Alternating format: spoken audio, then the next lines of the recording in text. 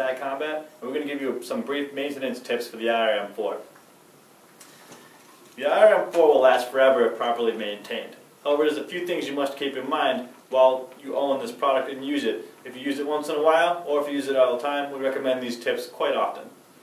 To start with, the irM4 does have a really durable finish, but every time you're done playing, especially if you're outdoors, if you live in a humid climate, we recommend taking an oily rag with the supplied gun oil or any kind of hops number 9, something similar like that.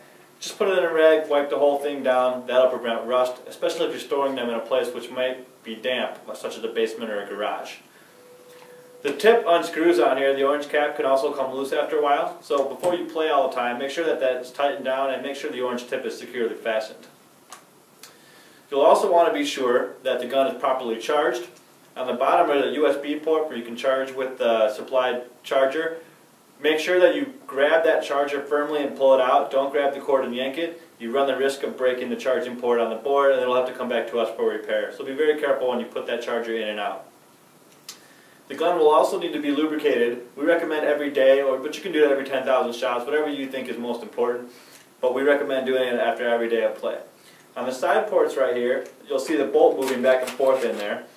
Simply take the packet of oil that we have supplied with the gun, and while the gun is decocked, put a little bit of drop of oil on this side, another drop of oil on the other side, and then cycle it a few times without locking it back. Just kind of medium, move it back and forth halfway to 3/4, kind of distribute that oil a little bit. That'll keep the bolt lubricated.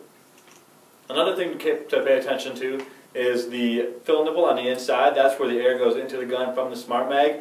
If you're noticing some leaks, you can take a pair of needle nose pliers, stick that down in there, and then just kind of grab it. There's 2 little flat spots on it. Twist that to tighten it up. We also make a special tool designed for that, which you can purchase directly from us.